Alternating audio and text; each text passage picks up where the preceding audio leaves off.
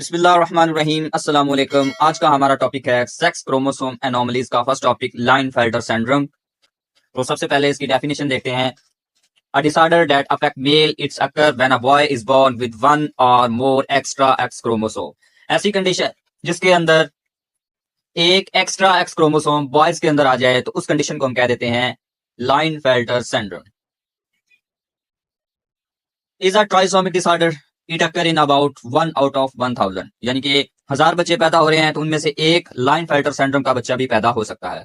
This condition is not typically inherited from one parents. क्योंकि ये boys के अंदर होता है ये वाला लाइनफेल्टर सिंड्रोम, तो साफ जाहिर है जो एक्स क्रोमोसोम बॉयज के अंदर आता है वो माँ की तरफ से आता है। ठीक है, तो माँ की तरफ से जब ये एक एक्स्ट्रा एक्स क्रोमोसोम आ जाएगा तो उस बच्चे को लाइनफेल्टर सिंड्रोम हो जाएगा। यहाँ पे आप देखें कि जो नॉर्मल ह्यूमन बीइंग है उसके पास होते हैं 46 क्रोमोसोम, लेकिन यहाँ पर हमारे पास 47 है। तो एक एक्स्ट्रा एक्स क्रोमोसोम आ गया तो इस वजह से उसकी जीनोटाइप डबल एक्स वाई बन गई है। तो नॉर्मल इंसान के पास, नॉर्मल मेल के पास एक्स और वाई क्रोमोसोम होता है, लेकिन यहाँ पर एक एक्स क्रोमोसोम एक्स्ट्रा आ गया तो इसलिए इसको लाइनफेल्टर सिंड्रोम कहते हैं कि इसमें एक एक्स क्रोमोसोम एक्स्ट्रा आ गया है। Because of the extra chromosome, individual with this condition are usually referred to as Klinefelter syndrome, और इसकी जीनोटाइप होगी डबल एक्स वाई और इसके अंदर क्रोमोसोम होंगे 47 और इसका जेंडर होगा मेल। तो इसका इंसिडेंस पहले भी हमने पढ़ा कि 1000 में से एक बच्चा पैदा हो सकता है या फिर 500 में से एक बच्चा पैदा हो सकता है। ठीक है, नेक्स्ट अगर हम देखें इसकी काज, तो काज है इसकी नॉन डिसजंक्शन। नॉन डिसजंक्शन क्या है, पहले तो जंक्शन पढ़ते हैं कि वो क्या होती है।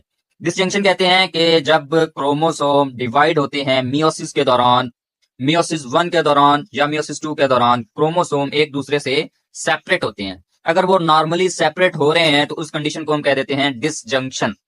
ठीक है, और अगर वो नॉर्मली एक दूसरे से सेपरेट नहीं हो पाते तो उस कंडीशन को हम कहते हैं नॉन डिसजंक्शन। फॉर एग्जाम्पल, ये एक सेल है, इसके पास 4 क्रोमोसोम है।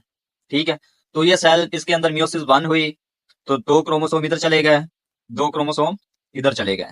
ठीक है, अब फिर दोबारा इसके अंदर मियोसिस 2 हुई, एक क्रोमोसोम इस सेल में आ गया, एक क्रोमोसोम इस सेल में आ गया।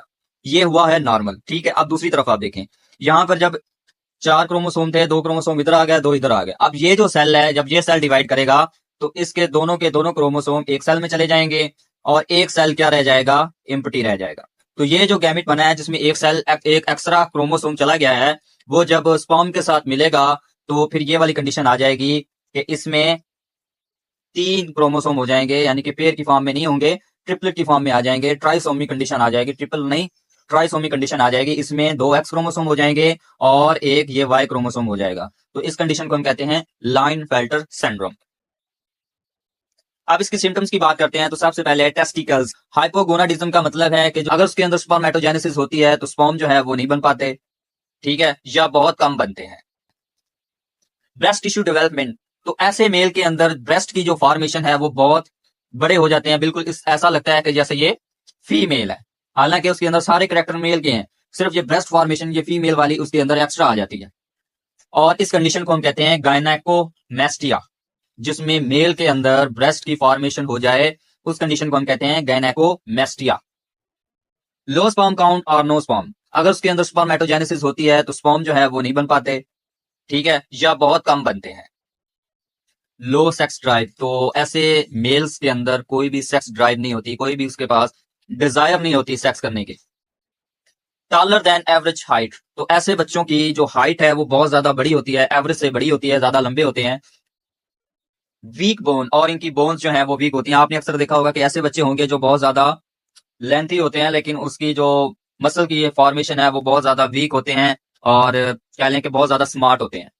Decrease facial and body hairs, secondary sex character में ये आ जाता है कि जो बॉडी के ऊपर हेयर्स होते हैं उसकी फॉर्मेशन ज्यादा हो जाती है, लेकिन जो लाइनफेल्टर सिंड्रोम वाला बच्चा होगा उसकी बॉडी के ऊपर हेयर की फॉर्मेशन नहीं हो पाएगी। लेस मस्कुलर देन नॉर्मल, तो इन बच्चों के अंदर जो मसल्स की फॉर्मेशन है, मसल्स की जो डेवलपमेंट है, मसल जो है वो बहुत ज्यादा वीक होते हैं। जो नॉर्मल मेल के अंदर मसल स्ट्रांग होते हैं, पावरफुल होते हैं, उसकी निस्बत अगर इन बच्चों में देखा जाए तो इनके अंदर मसल बहुत ज्यादा वीक होते हैं। इंक्रीज बेली फैट, ऐसे बच्चों में जो पेट की चर्बी होती है वो बहुत ज्यादा होती है, डिपॉजिट होती है। स्मॉल पेनिस और इनके पेनिस का साइज भी बहुत स्मॉल होता है। अब ये देखें गैनाकोमेस्टिया जिसकी बात हम कर रहे थे कि ये है नॉर्मल मेल है। अब इसका ब्रेस्ट देखें और ये लाइनफेल्टर सिंड्रोम वाला बच्चा है जिसको ये बीमारी है गैनाकोमेस्टिया। तो इसमें इसकी ब्रेस्ट की जो फॉर्मेशन वो बिल्कुल फीमेल की तरह लग रही है। नेक्स्ट है अनडिसेंडेंट टेस्टिकल्स। वही बात जो मैंने पहले कही थी कि जो आम मेल है उसके अंदर जो टेस्टिस हैं वो स्क्रोटम के अंदर डिसेंड कर जाते हैं जब उसकी फीटस की डेवलपमेंट कंप्लीट हो जाती है। लेकिन लाइनफेल्टर सिंड्रोम वाले बच्चे में टेस्टिस जो है वो स्क्रोटम के अंदर डिसेंड नहीं करते, बल्कि जहां पर वो पहले होते हैं जब फीटस की डेवलपमेंट हो रही होती है तब ये इंटेस्टाइन के करीब होते हैं, तो वहां ही रह जाते हैं। वीक मसल्स, इसके मसल जो है वो वीक होते हैं। लो मोटर डेवलपमेंट इनमें कम होती है, यानी कि ब्रेन इशू इनके अंदर बहुत ज्यादा होता है। डिले इन स्पीकिंग, बोलने में इनको बहुत ज्यादा मुश्किल पेश आती है और ये बहुत लेट बोलना स्टार्ट करते हैं। टॉलर देन एवरेज हाइट, इनकी हाइट जो है वो बहुत ज्यादा होती है।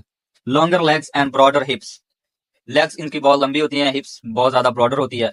अब इसके बाद इसका डायग्नोसिस देखते हैं कि किस तरह से पता चलता है कि इस बच्चे को लाइनफेल्टर सिंड्रोम है। तो ब्लड टेस्ट किया जाता है। अगर वो बच्चा पैदा हो गया है, माँ के पेट से बाहर आ गया है, दुनिया के अंदर आ गया है, तो फिर उसकी कैरियोटाइपिंग टेस्ट किया जाता है। तो उसमें पता चलता है कि इसके पास जो सेक्स क्रोमोसोम है वो XXY है। ठीक है। और अगर माँ के पेट के अंदर इसका टेस्ट करना है कि इस बच्चे को कोई सिंड्रोम तो नहीं है, तो उसके लिए एक प्रोसीजर है, उसको कहते हैं एमनियोसेंटेसिस। इसमें क्या होता है कि इसमें माँ के पेट के अंदर बन रहा होता है, तो बच्चा जिस जगह पर प्रेजेंट होता है उस जगह को कहते हैं एमनियोन। ये कैविटी होती है एमनियोन, और उस एमनियोन के अंदर एमनियोटिक फ्लूइड होता है।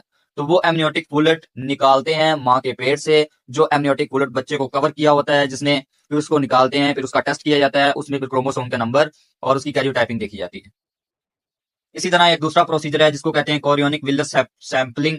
इसमें क्या होता है, इसमें भी माँ के पेट के अंदर कोरियोन भी एक कैविटी होती है, एक एक्स्ट्रा एम्ब्रियोनिक मेम्ब्रेन होती है। माँ के पेट के अंदर जो बच्चा होगा उसके इर्द गिर्द एक और लेयर होती है, उसको कहते हैं कोरियोन। उसका कोई थोड़ा सा पार्ट कट करके बाहर निकाला जाता है, फिर उसका टेस्ट किया जाता है। नेक्स्ट है इसकी ट्रीटमेंट क्या है। ट्रीटमेंट इसकी है testosterone treatment should begin at puberty. तो अगर बच्चा लाइनफेल्टर सिंड्रोम का शिकार है तो फिर उसकी ट्रीटमेंट यही है कि उसको टेस्टोस्टेरोन का इंजेक्शन लगाया जाता है, ताकि टेस्टोस्टेरोन जो है वो इसको मेलनेस कैरेक्टर जो है वो डेवलप कर सके। लेकिन यहाँ पे एक कंफ्यूजन ये आती है कि बॉडी की डेवलपमेंट जो है वो तो नॉर्मल हो जाती है, सेकेंडरी सेक्स कैरेक्टर जो वो डेवलप हो जाते हैं टेस्टोस्टेरोन ट्रीटमेंट से। लेकिन इसमें मसला ये आ रहा होता है कि हम टेस्टोस्टेरोन ट्रीटमेंट तो करते हैं, लेकिन वो बच्चा कभी बाप नहीं बन सकता, वो बच्चा अपने बच्चे पैदा नहीं कर पाएगा, यानी कि उसकी इनफर्टिलिटी का कोई इलाज नहीं होता। तो ये था आज का हमारा टॉपिक, लाइनफेल्टर सिंड्रोम। उम्मीद है आपको ये वीडियो पसंद आई होगी, ये लेक्चर समझ आया होगा। अगर आपको ये लेक्चर समझ आया तो अपने दोस्तों के साथ इसको शेयर करें और हमारे चैनल को जरूर सब्सक्राइब करें। Thank you.